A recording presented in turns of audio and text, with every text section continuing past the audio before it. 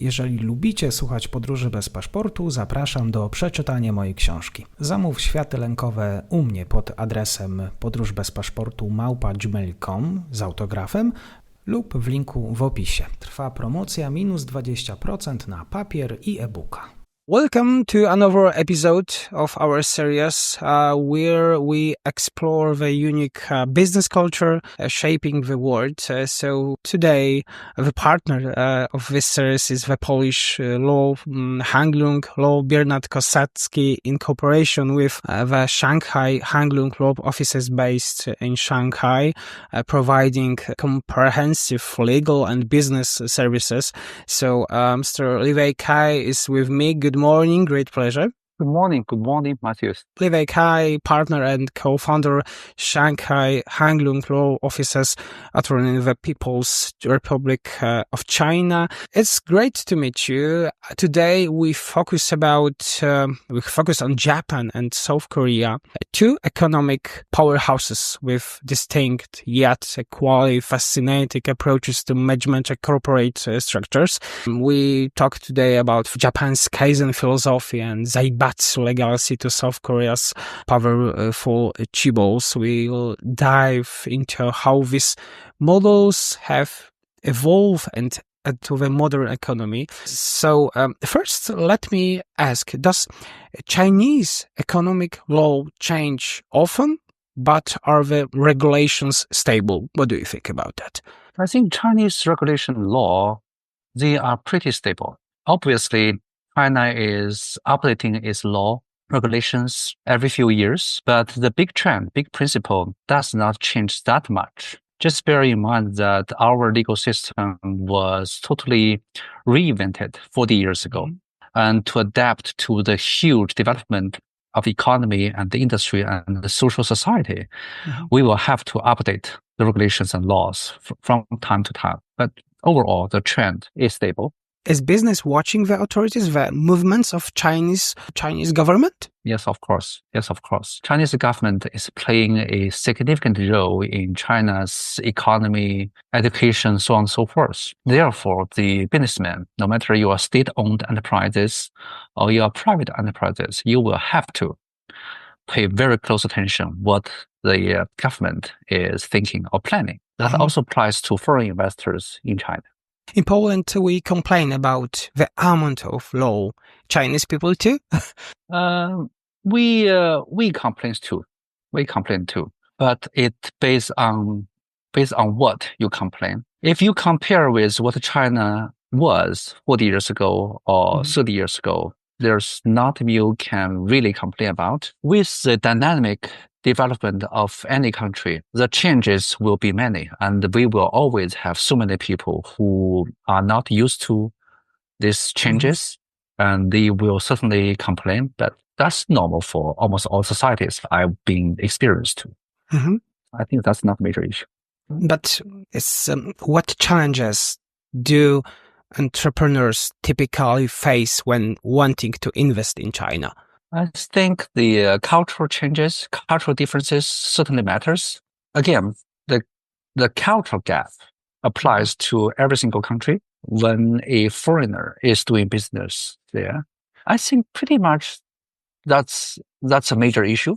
Especially, I think between China and Poland, the legal system is not that much different. No, I don't think that's too much difference. The cultures, honestly, is not that much different either, because we actually share a lot of things in common. But people's behaviors, language, this kind of minute stuff, that matters. But I'm glad that you said about you're talking about a culture. So, main question: cultural differences, global business relations. What are the biggest challenges Western companies face when doing business in Japan and South Korea? We have discussed about China. So, what's in these countries? Let me say this: yes, we speak different language compared with Poles. We eat something different. And our culture in terms of the books, the traditions are not totally different, But I used to talk with my colleagues, such as Camille or Carol. One thing they mentioned to me from day one is I asked them, what's the national character of Poles? They said, okay, we Poles love suffering, to quote it. But after 3 years, by learning more about Polish culture, by rethink our Chinese culture, I think the comment that we Poles like suffering actually is very much shared by Chinese. In the history, through our history of 2,000 years, so many Chinese elites, they actually love suffering by the standard of Polish. Why? We Chinese, at least Chinese elite for 1,000 years, they believe that if you are a good elite, if you are a fully educated person, you need to do good thing to yourself.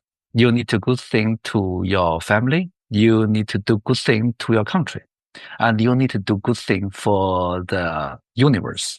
That's what we called, that we were educated through decades and decades. So we have a lot of national heroes. When I was reading the great stories like Podróż, who was your prime minister in 1990 or 1920, his story is very much similar to the stories of many Chinese elites in the history. We have many. So from this perspective, I actually think that Chinese share a lot of common value with Polish. Similar things, I think, is also available in Japan or Korea, to my knowledge. But honestly, I don't have tons of experience in Japan, and I've never been to Korea. But Korea and Japan both were heavily influenced by Chinese culture. I would say that, yes, similar things may also apply there. So Poles and Chinese are proud people, yeah? Yes, I would say so. So, but are there any other cultural values like such as security, loyalty, and civic faith that affect negotiations and business relationships? It has to be depends. I am not a person who like to stereotype a nation, a country, or a business, but I see the difference. But again, after 4 decades of development of China, a big part of Chinese and Chinese business, they are very much staying on the same page as Polish businessmen, European businessmen, or Korean, Japanese, American businessmen. We share the same values. For example, you need to honor your words.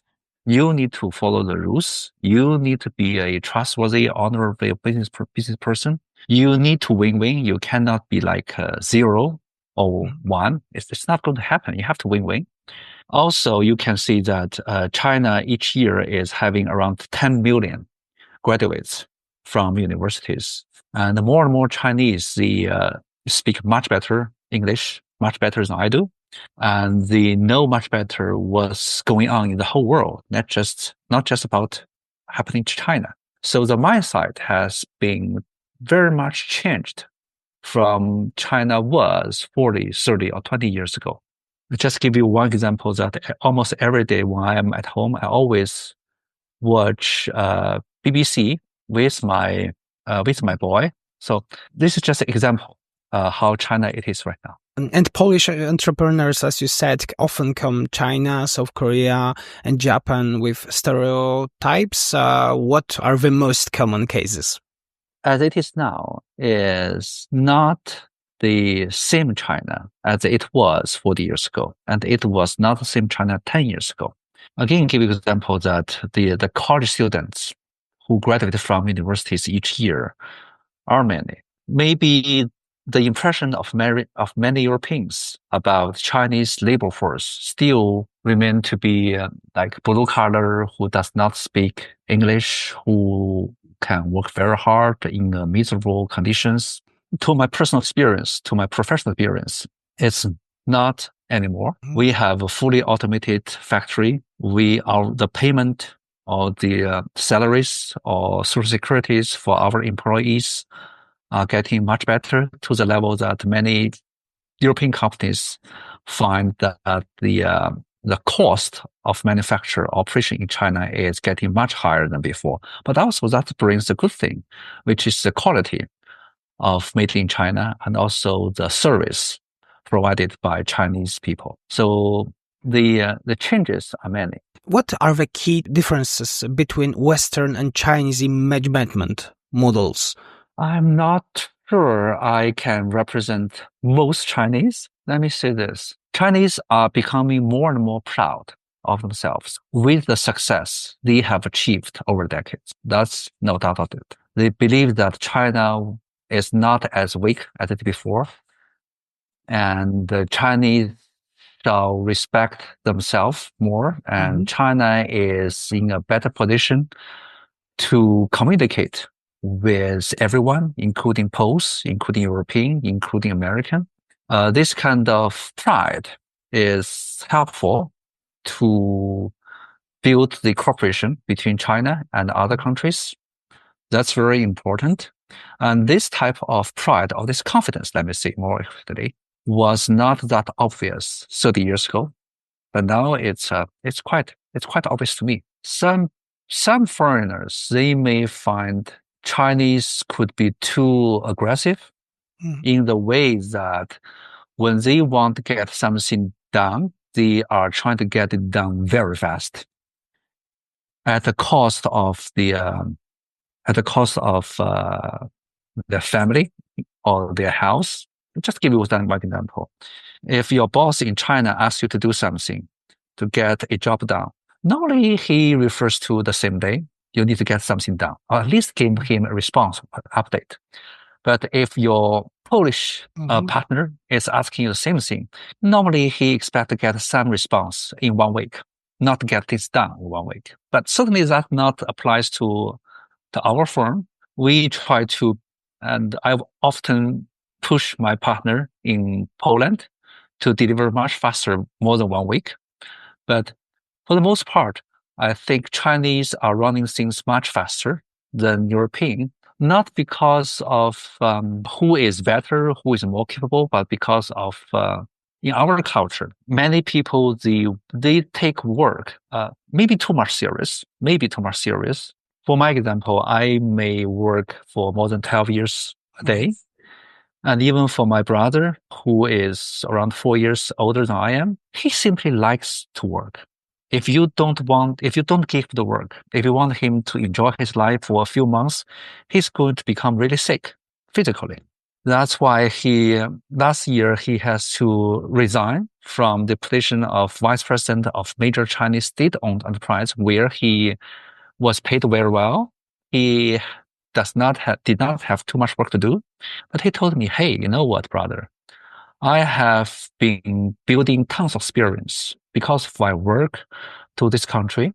I have building a huge mega factory in 10 years and involve 100 billion and involve hundreds of thousands of people, the best technology of the whole world. And you want me to enjoy my life right now?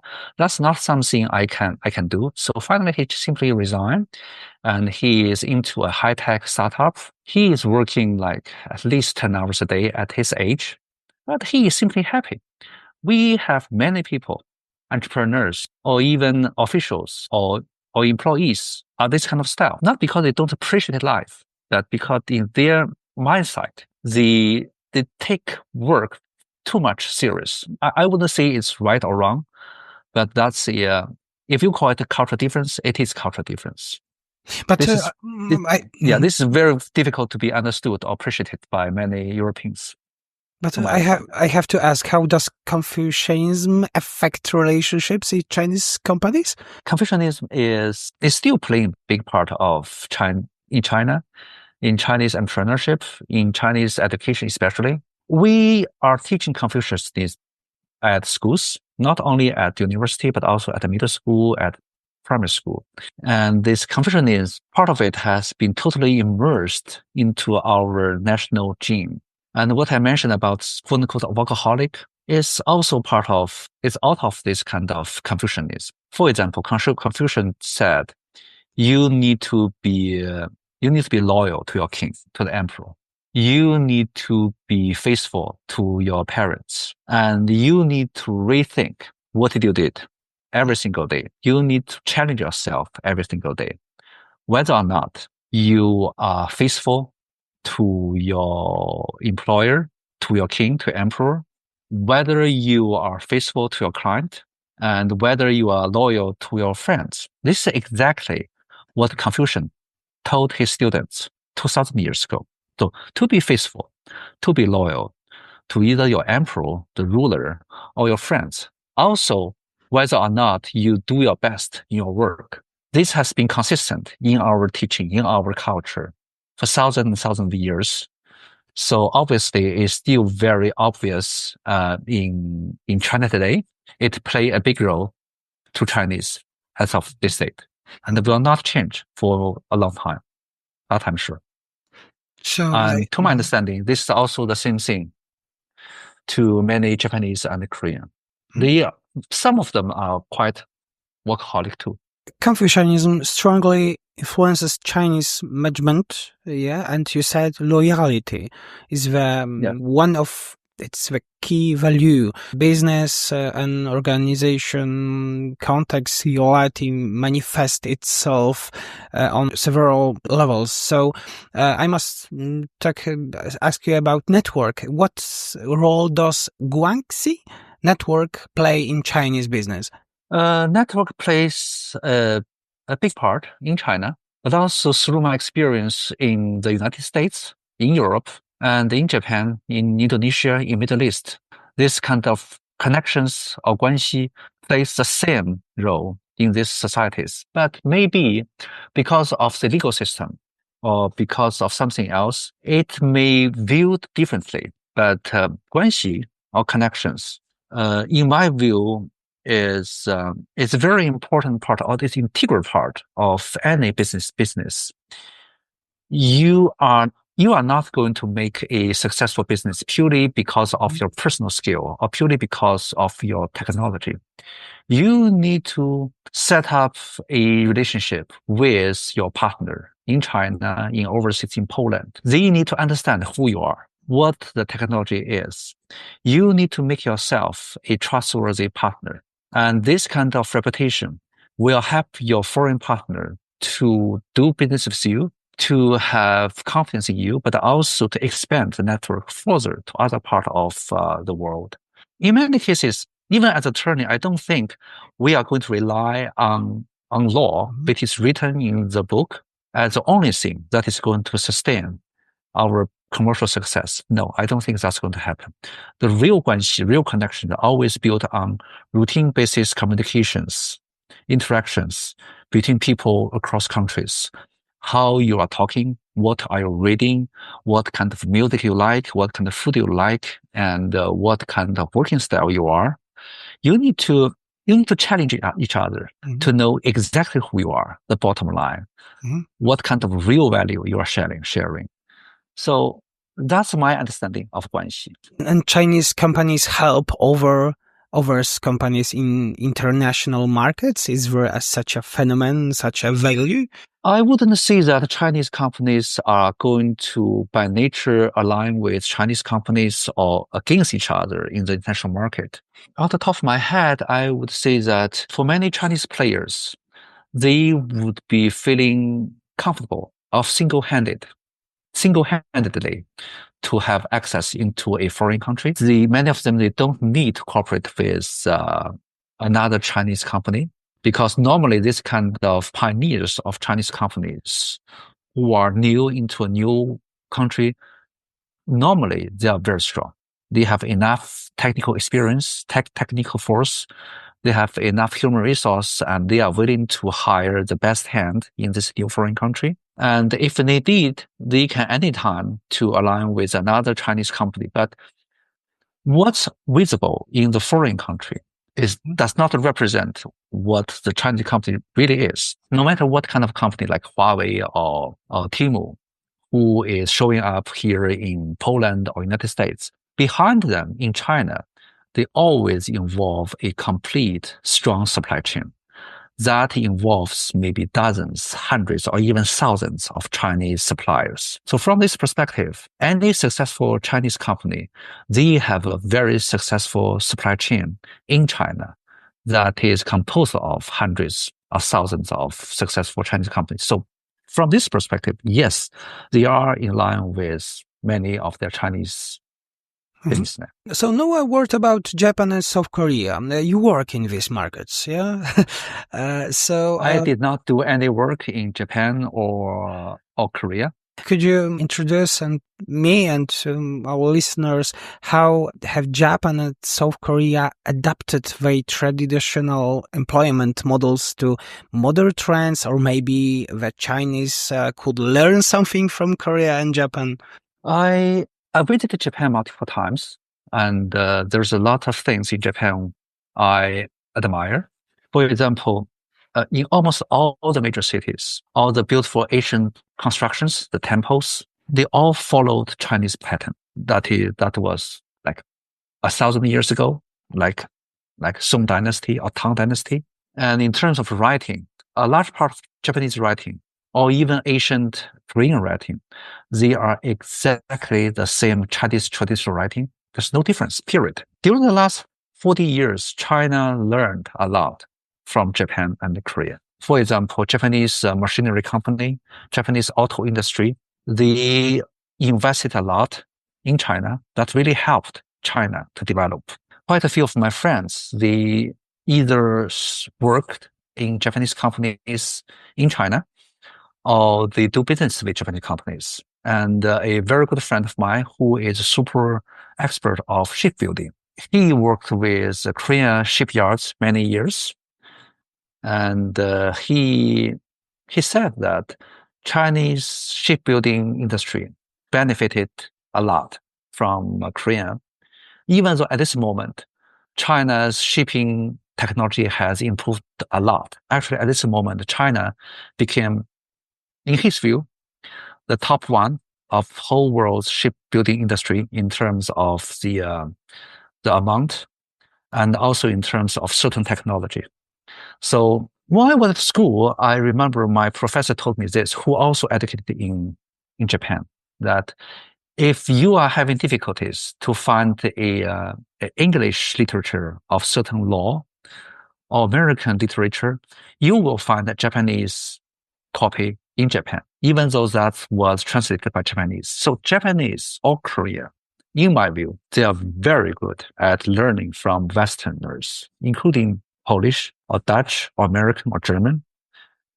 Chinese, they copied this, and maybe they have been learning much faster because of the pressure. So China learned a lot, not only from the Westerners, European, American, but also from Japanese and Korean. I personally appreciate the support, not only from the Polish, but also from Japanese and Korean in the last 40 years. And actually, that's also part of in our constitution. In our constitution, in the preface, there's one line in written saying that the development of People's Republic of China owes a lot to the international support for decades. That's in our constitution. And I think that's one of the part I like the most in our constitution.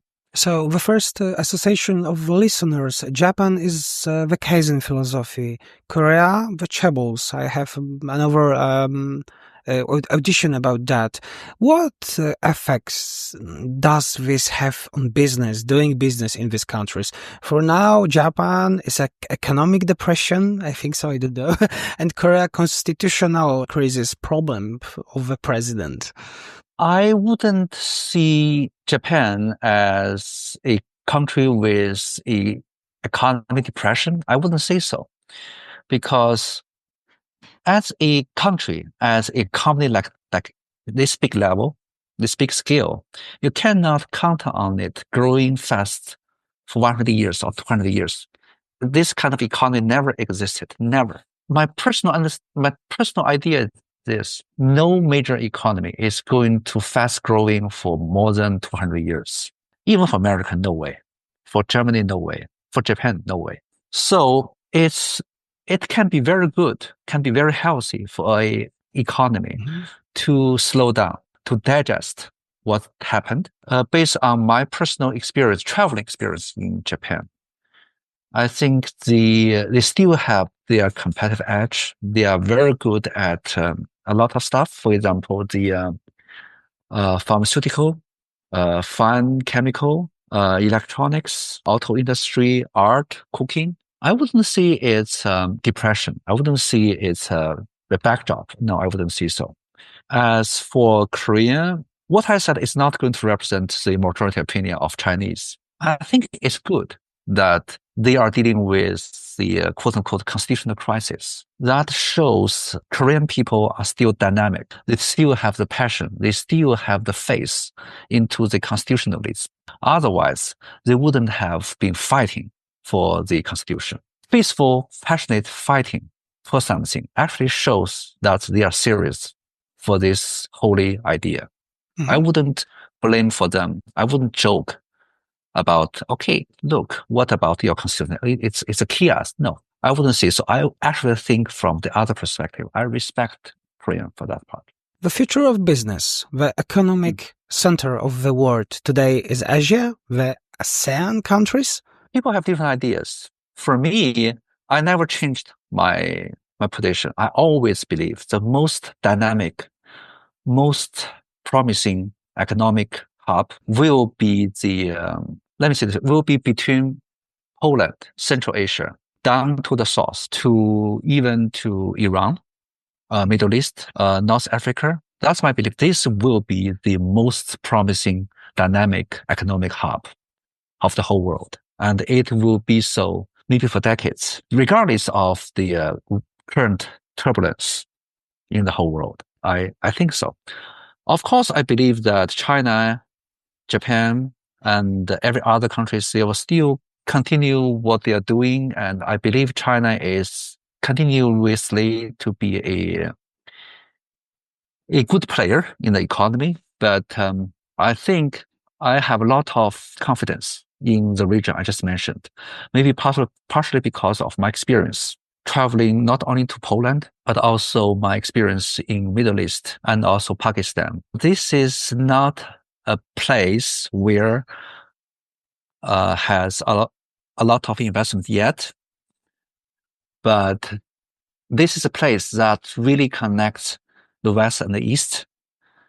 And you have tons of talents. You have tons of history, heritage. You have lots of resource. Especially, I firmly believe that Poland, again, I have to focus on this, Poland, which I have told to many university students during my previous speeches at the Yachtland universities or Warsaw universities, that this is a country of unlimited future. I wouldn't be surprised that in the next 5 or 10 years, Poland will be number one of not only Central Europe, but also the leader of the Europe. Mm-hmm. And I hope it can be a leader of the world wholeheartedly. So Poland has a good data. Tough, yeah.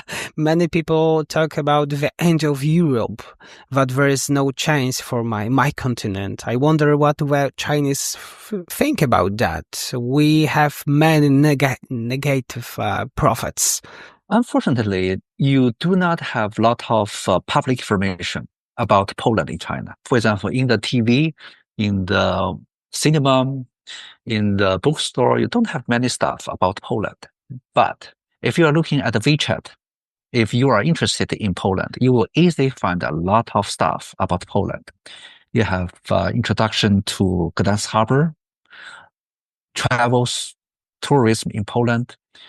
You are going to have people who like Szymborska, the poem. You are going to have people who study very hard, deep into the Polish history. And that's why a few days ago, while I was in the Pottery Museum, the Forest Brother, I found it very, very impressive. I checked my WeChat. I realized that some of my fellow people in China, they actually wrote some very nice article to introduce the history of Forest Brothers, or what happened. I wish Poland fruitful relations with China, which can contribute to further growth and innovation. So, Mr. Liwei Cai, thank you very much for today. Thank you, and we'll see you soon. I think so.